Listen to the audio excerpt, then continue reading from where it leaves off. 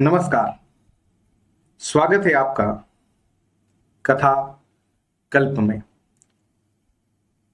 आज की कहानी है, दरअसल कहानी नहीं, एक निबंध है। शीर्षक है शिरीष के फूल। कहानीकार हैं हजारी प्रसाद द्विवेदी और स्वर है प्रवीण दीक्षित का। जहां बैठ के यह लेख लिख रहा हूं, उसके आगे पीछे दाएं बाएं शिरीष के अनेक पेड़ हैं। जेठ की जलती धूप में, जबकि धरित्री निर्घूम अग्निकुंड बनी हुई थी, शिरीष नीचे से ऊपर तक फूलों से लद गया था।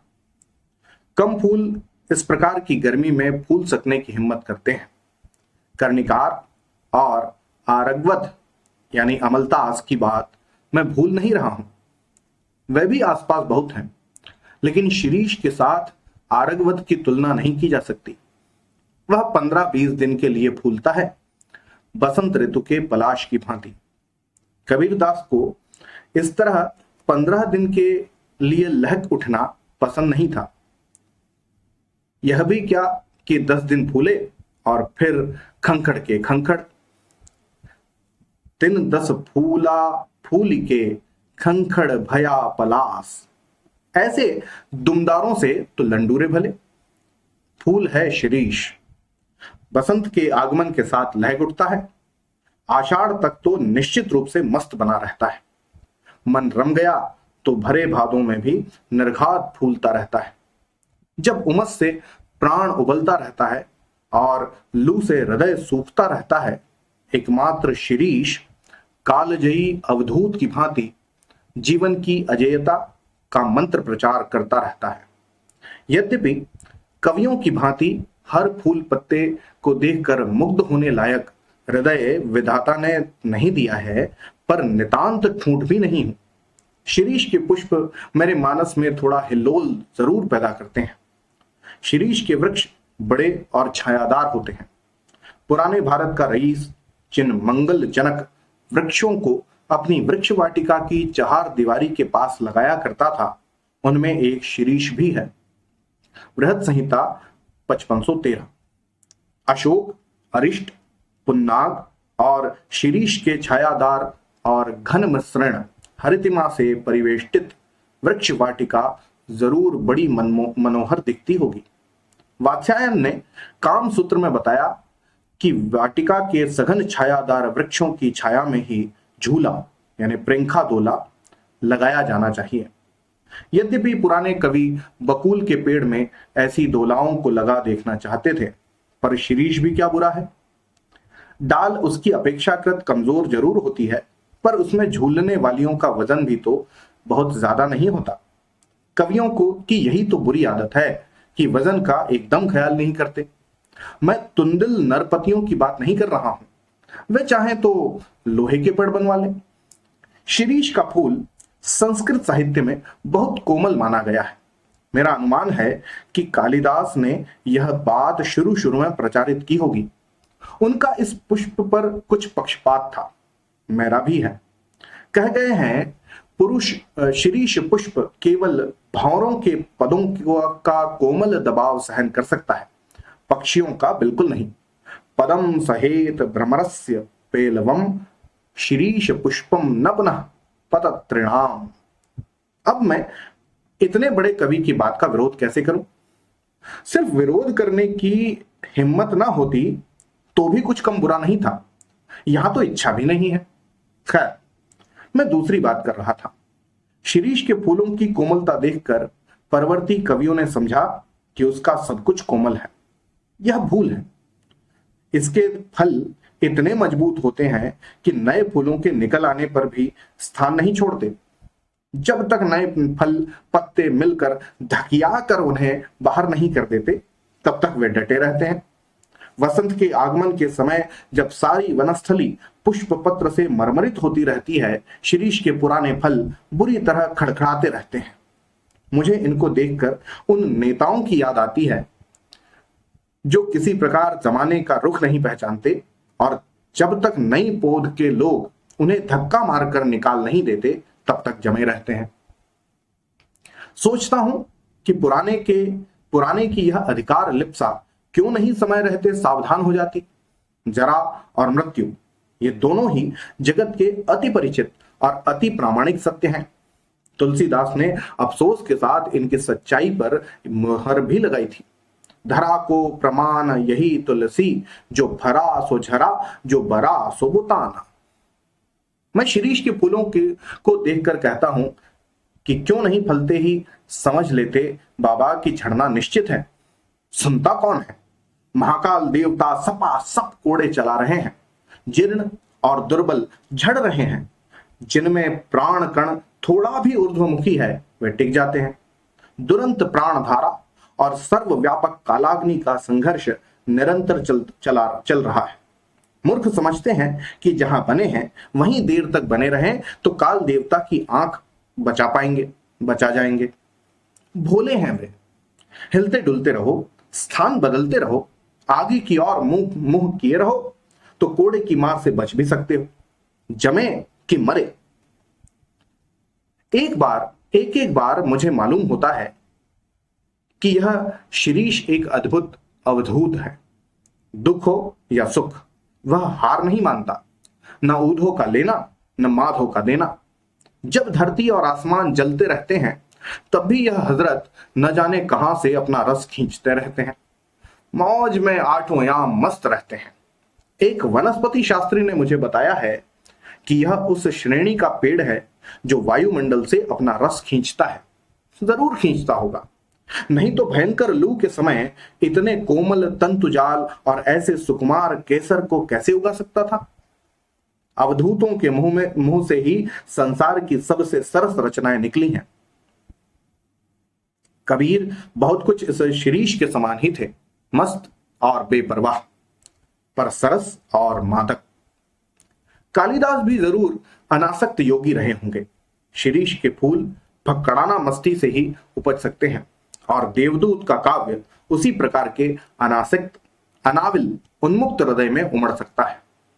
जो कवि अनासक्त नहीं रह सका, जो भक्कड़ नहीं बन सका, जो किए कराए का लेखा जोखा मिलाने में उलझ गया, वह भी क्या कवि है?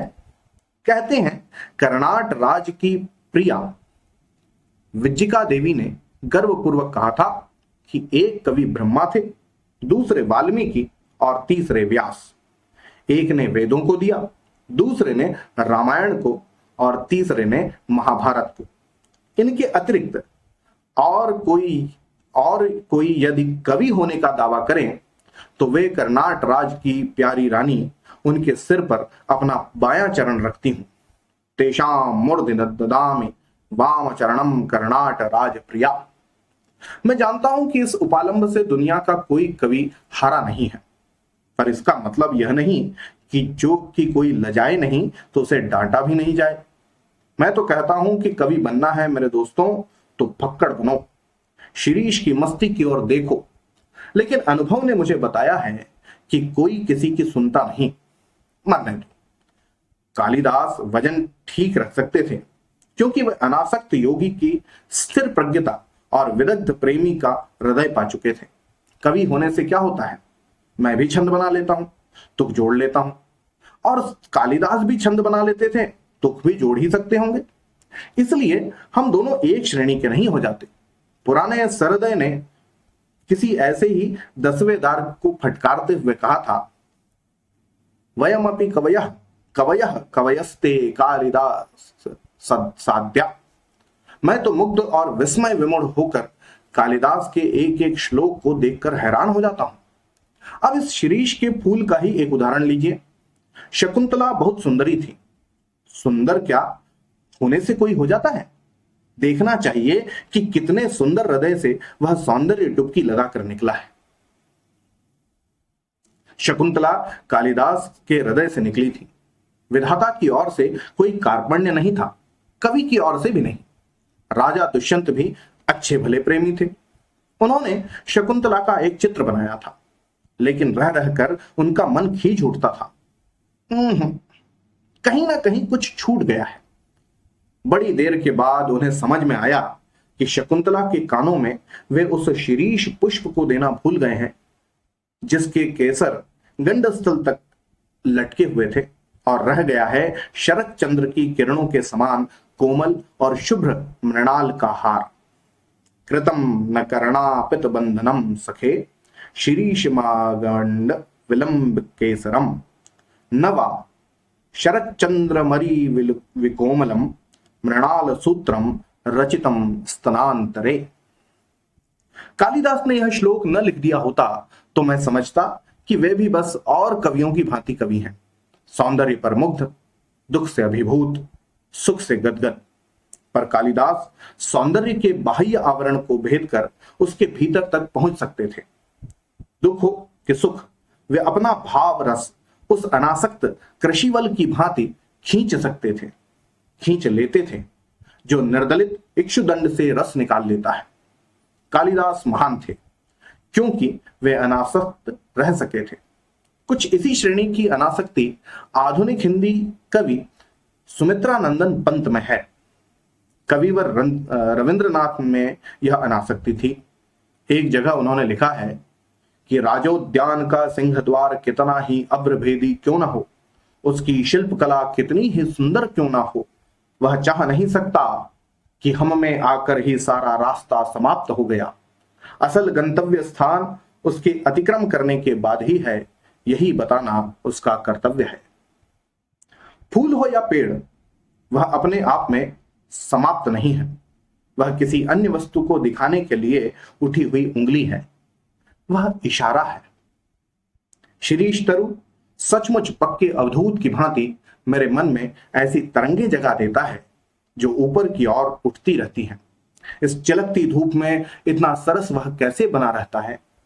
क्या ये बाह्य परिवर्तन, धूप, वर्षा, आंधी, लू अपने आप में सत्य नहीं है? हमारे देश के ऊपर से जो यह मारकाट, अग्निदाह, लूटपाट, खून खच्चर का भवंडर बह गया है, उसके भीतर भी क्या स्थिर रहा जा सकता है? शिरीष रह सका है। अपने देश का एक बूढ़ा भी रह सका था।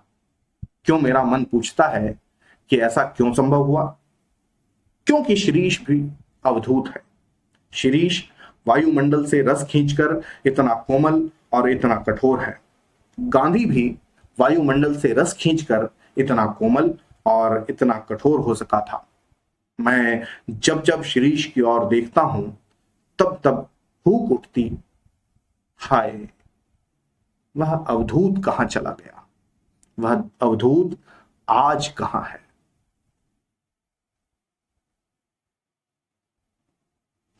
तो ये था